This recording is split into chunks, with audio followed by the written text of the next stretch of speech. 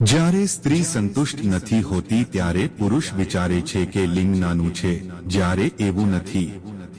ઘણી વખત સ્ત્રીઓ યોગ્ય સેક્સ પોઝિશનના અભાવે ઓર્ગેઝમ સુધી પહોંચી શકતી નથી. જો સ્ત્રી સંતુષ્ટ નથી તો તમારી સેક્સ કરવાની રીતમાં સમસ્યા છે. પુરુષો હંમેશા લિંગની સાઇઝને લઈને ચિંતિત રહે છે અને જાણવાની કોશિશ કરે છે. છેવટે લિંગ કેટલું લાંબુ હોવું જોઈએ જેથી સ્ત્રી ભાગીદાર સંતુષ્ટ થાય. સેક્સના ક્ષેત્રનો અભ્યાસ કરતા નિષ્ણાતોએ ખુલાસો કર્યો છે કે જો લિંગની સાઇઝ 5 થી 6 ઇંચ હોય તો તમારી સ્ત્રી તમારાથી સારી રીતે સંતુષ્ટ થશે. એટલે કે સ્ત્રી લિંગના સામાન્ય કદથી સંતુષ્ટ છે. તમને જણાવી દઈએ કે યોનિની સરેરાશ ઊંડાઈ લગભગ 3 થી 4 ઇંચ હોય છે, જે ઉત્તેજિત થવા પર 5 થી 7 ઇંચ સુધી ઊંડી થઈ શકે છે.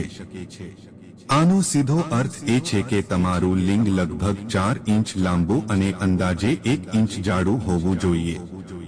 નિષ્ણાતો એમ પણ કહે છે કે જો તમે તમારા લિંગની સાઇઝ વધારવા ઈચ્છો છો તો આ વિચારને તમારા મનમાંથી કાઢી નાખો, કારણ કે આવી કોઈ દવા કે ટ્યુબ નથી જે લિંગની સાઇઝ વધારી શકે છે.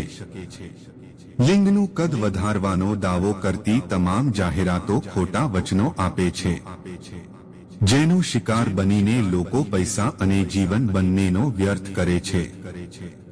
લોકોમાં એવી ગેરસમજ છે કે મોટું લિંગ રાખવાથી સંતોષ મળે છે, પરંતુ આ સાચું નથી. મહિલાઓ માટે લિંગના કદમાં કોઈ ફરક પડતો નથી. સ્ત્રી સેક્સ નિષ્ણાતના મતે સ્ત્રીની યોનિનો સૌથી બહારનો ભાગ ખૂબ જ સંવેદનશીલ હોય છે અને આવી સ્થિતિમાં તમારે લિંગની કદ વિશે ચિંતા ન કરવી જોઈએ.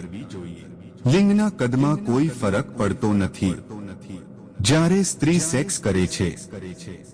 તેથી તેણીને યોનિમાર્ગના બહારના ભાગમાં હલનચલનથી આનંદ મળે છે અને અંદર કે ઊંડો જવાથી નહીં. તમારી સેક્સ લાઈફ સારી રાખવા માટે તમારી ખાનપાન પર ખાસ ધ્યાન આપો. ખોટી જાહેરાતોને અવગણો. આના કારણે તમારી પૈસા અને સેક્સ લાઈફ સંપૂર્ણપણે ખતમ થઈ શકે છે. તો મિત્રો, ચેનલને લાઇક, શેર અને સબસ્ક્રાઇબ કરજો. તો પછીના વિડીયોમાં મળીશું. ત્યાં સુધી તમારું ધ્યાન રાખજો અને હંમેશા હસતા રહેજો.